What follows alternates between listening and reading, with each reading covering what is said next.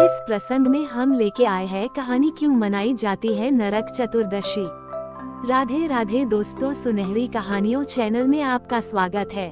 कार्तिक मास में कृष्ण पक्ष की चतुर्दशी तिथि पर मनाए जाने वाले पर्व को रूप चौदस, नरक चतुर्दशी, छोटी दिवाली, नरक निवारण चतुर्दशी अथवा काली चौदस के रूप में भी जाना जाता है। दीपावली के 5 दिनों के त्योहार में ये पर्व धनतेरस के बाद मनाया जाता है। दिवाली से एक दिन पहले आज देश भर में छोटी दिवाली मनाई जा रही है, जिसे नरक चतुर्दशी के नाम से भी जाना जाता है। इस दिन भगवान कृष्ण, यमराज और बजरंग बली की पूजा करने का विधान है।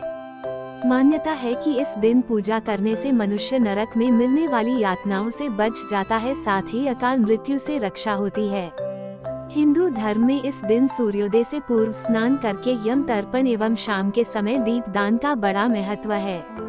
प्रत्येक पर्व को मनाने के पीछे कोई न कोई परंपरा जरूर जुड़ी होती है। ऐसे में चलिए जानते हैं नरक चतुर्दशी क्यों मनाई जाती है। ऐसे पड़ा नाम नरक चतुर्दशी। नरक चतुर्दशी को मुक्ति पाने वाला पर्व कहा जाता है। इस दिन भगवान कृष्ण ने नरकासुर का वध किया था, इसलिए इस चतुर्दशी का नाम नरक चतुर्दशी पड़ा। इस दिन सूर्योदय से पहले उठने और स्नान करने का महत्व है। इससे मनुष्य को यम लोक का दर्शन नहीं करना पड़ता है। नरकासुर का आतंक। विष्णु और श्रीमद्भागवत पुराण के अनुसार नरकासुर नामक असुर ने अपनी शक्ति से देवी देवताओं और मानवों को परेशान कर रखा था। असुर ने संतों के साथ 16,000 स्त्रियों को भी बंदी बनाकर रखा था। जब उसका अत्याचार बहुत बढ़ गया तो देवता और ऋषि मुनियों ने भगवान श्री कृष्ण की शरण में आकर कहा कि इस नरकासुर का अंत कर पृथ्वी से पाप का भार कम करें। भगवान श्री कृष्ण ने उन्हें नरकासुर से मुक्ति दिलाने का आश्वासन दिया, लेकिन नरकासुर को एक स्त्री के हाथों मरने का शाप था, इसलिए भगवान कृष्ण ने अपनी पत्नी सत्यभामा को सारथी बनाया और उनकी सहायता से नरकासुर का वध किया। जिस दिन नरकासुर का अंत हुआ उस दिन कार्तिक मास के कृष्ण पक्ष की चतुर्दशी थी। नरकासुर के वध के बाद श्री कृष्ण ने कन्याओं को बंधन से मुक्त करवाया। मुक्ति के बाद कन्याओं ने भगवान कृष्ण से गुहार लगाई कि समाज अब उन्हें कभी स्वीकार नहीं करेगा, इसके लिए आप कोई उपाय निकालें, हमारा सम्मान वापस दिलवाएं। समाज में इन कन्याओं को सम्मान दिलाने के लिए भगवान कृष्ण ने सत्यभामा के सहयोग से 16,000 कन्याओं से विवाह कर लिया। नरकासुर से मुक्ति पाने की खुशी में देवगण व पृथ्वीवासी बहुत आनंदित हुए। इसी खुशी में उन्होंने ये पर्व मनाया। माना जाता है कि तभी से इस पर्व को मनाए जाने की परंपरा शुरू हुई।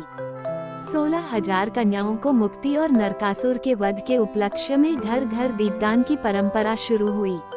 इस दिन क्यों लगाते हैं तेल और उपटन। मान्यता है कि जब श्री कृष्ण ने नरकासुर राक्षस का वध किया था तो वध करने के बाद उन्होंने तेल और उपटन से स्नान किया था। तभी से इस दिन तेल लगाकर स्नान की ये प्रथा शुरू हुई। माना जाता है कि ऐसा करने से नरक से मुक्ति मिलती है और स्वर्ग व सौंदर्य की प्राप्ति होती है।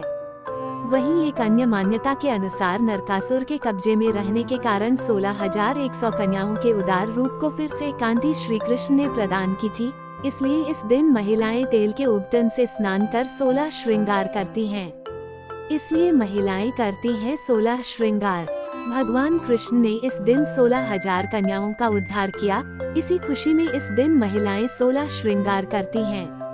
नरक चतुर्दशी को रूप चतुर्दशी भी कहते हैं। माना जाता है कि नरक चतुर्दशी के दिन जो महिलाएं 16 श्रृंगार करती हैं, उन्हें सौभाग्यवती और सौंदर्य का श्री कृष्ण की पत्नी देवी रुक्मणी से आशीर्वाद प्राप्त होता है।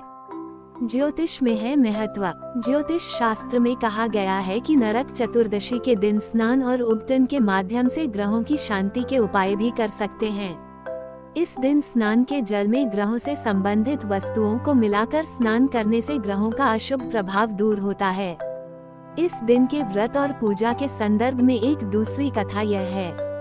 इस कथा के अनुसार प्राचीन काल में रंतिदेव नामक एक धर्मात्मा राजा हुआ करते थे। उन्होंने अनजाने में भी कभी कोई पाप नहीं किया था, लेकिन जब मृत्यु का समय आया तो उनके समक्ष यमदूत खड़े हुए। यमदूत को देखकर राजा आश्चर्य से बोले कि मैंने कभी कोई पाप कर नहीं किया, फिर भी आप लोग मुझे लेने क्यों आए हैं और आपके यहाँ आने का मतलब है कि मुझे नर्क में जाना पड़ेगा। यमदूतों ने बोला कि हे राजन, एक बार आपके द्वारा एक ब्राह्मण को भूखा लौटा दिया गया था। यह आपके उसी पाप कर्म का ये फल है। इसके बाद राजा ने यमदूत से 1 वर्ष का समय मांगा और यमदूत ने राजा के पुण्यफलों के कारण उन्हें 1 वर्ष की मोहलत दी और राजा अपनी परेशानी लेकर ऋषियों के पास पहुँचे और उन्हें अपनी कहानी सुनाकर इस पाप से मुक्ति का उपाय पूछा। ऋषियों ने बताया कि कार्तिक मास की कृष्ण पक्ष की चतुर्दशी का व्रत करने से और ब्राह्मणों को भोजन करवाने से उनके द्वारा किए अपराध क्षमा हो जाएंगे। राजा ने वैसा ही किया। ऐसा करने से राजा पाप मुक्त हुए और उन्हें बैकुंठ में स्थान प्राप्त हुआ।